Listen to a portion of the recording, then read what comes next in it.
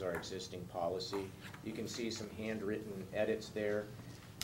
There's no substantive change other than what I just described proposed in any of this. It's all just to clarify that we're using this new term now, take-home vehicle, in a couple places, pointing to specific staff and using the word city instead of company. So really just little straightforward stuff that would be part of a new policy that would be for your consideration as well. Dave, has this been run through WCIA? All of our policies, when we've adopted them, we've had them given legal review through WCIA. Because over the last years that I've been around here, at one time it's employees can take their family, the next time the employees can't take their family. So that's all I'm really concerned about is what does the insurance authority say for compliance? That's where I'm most worried about. Yeah, and this policy does cover that in terms of discusses liability and that sort of thing. Should be real minimal, but.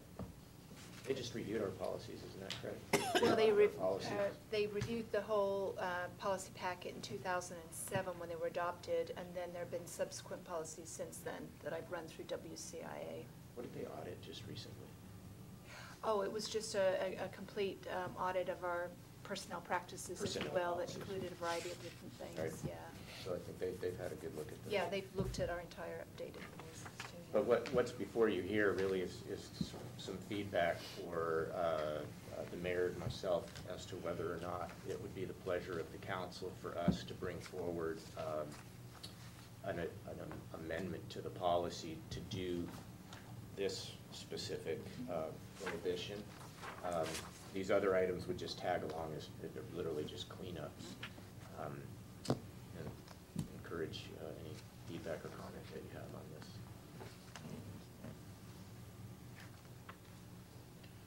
Sean, what I'm pleased about in here, and I was afraid that would happen, is a knee-jerk reaction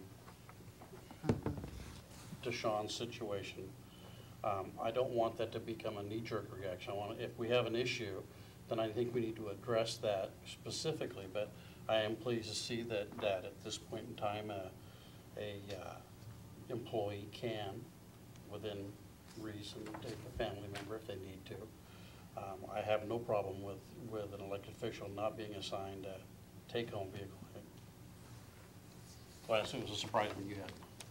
But other than that, I just didn't want this to be a knee-jerk reaction.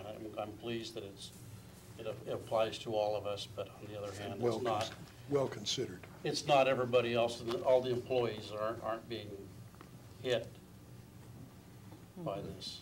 Yeah, it's very focused. Just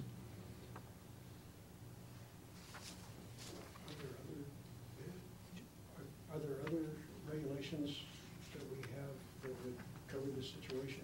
Do we really need this? I don't believe, Jeanette, correct me if I'm wrong, I believe that our policies are pretty silent on this question. Right. If it's not here in auto usage, elected officials are basically covered under our policies as employees, and we're not aware of anything in our code or in our policies otherwise that deal with this in any way, other than this auto usage policy. Doesn't RCW cover things like this? I think, I'm not aware that it does. I believe that cities can make assignment of vehicles and deal with their rolling stock at their pleasure.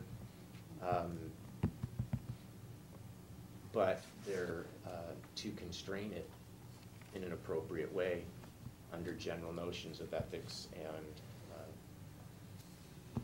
gifting of funds. But you could provide compensation packages of all kinds. There's lots of discretion for you as a council in terms of vehicles and their use. But I think in the general interest, in the public interest, I guess you have to be very careful. My concern is it just feels like we're trying to use a sledgehammer to get at an ant. And clarifies the question though. But this is existing in our policy. This chapter 27 is an existing policy. This whole thing is an existing policy. It's only the little handwritten notes from Jeanette that are proposed, and they only came up because we looked at this and said, if we do indeed introduce this term take-home vehicle, we need to make sure it's defined and that it's used appropriately in the document. But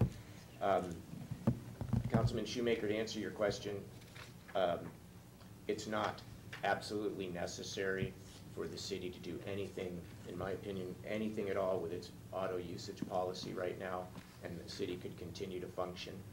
But the mayor asked that this be brought forward for your consideration. Thank you. Thank you for your hard work on this.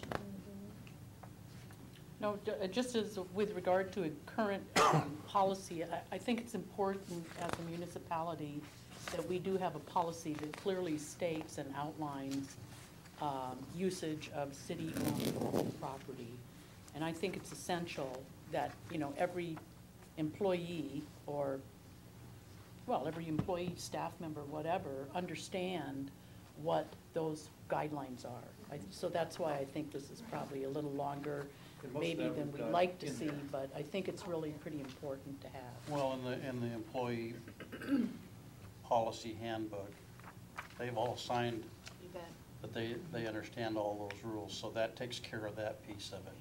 The other thing that I guess I wanted to ask, just for general knowledge, is we will never be assigned a vehicle, that's fine, but we are compensated at the current Right. the IRS? Yes, IRS. Mileage rate, and I somewhere remember documentation that identifies that if we're going to class, if we're going to training, that we try to use a city vehicle. But we certainly have access to our own and be compensated for that. Yeah, absolutely. It's probably fair to point out too that all of you as council members and the mayor use your personal vehicle for city business and probably never mention a thing. You might be on city business and you didn't know you were on city business until you got there. Right? And then you find out. Well, and I see where we would turn it in, and we have on the green sheets when we've gone to Olympia, something like that. Right. But around town, we never, I don't have for. Right, and I think that's just an important kind of comment to make, that, and I think that's probably true for most council members in most communities, that as part of your service to the community, that you're using your stuff to help the community. I mean, and I'm sure everyone in the community would appreciate that. But if you undertake a significant expense because you're going somewhere, you certainly don't have to ask for reimbursement. But if you do, it's totally appropriate for you to do so and appropriate for you to be reimbursed. Yeah, I definitely would like to take some time and go through this chapter a little more thoroughly, and I appreciate the changes you've made and the addition. I am actually in favor of the draft language to be added to section 27.02. I still have yet to receive a policy or an employment. I actually compiled Okay. them for council, and then I put them on hold because it's one of my items, certainly last year, into this year now. I can certainly distribute what I have. Okay, great. Absolutely, That yeah. would be great, Put because if there binders is together. some place to sign, Yep. I'm not aware of it. I'm looking at D under 27.02, and it says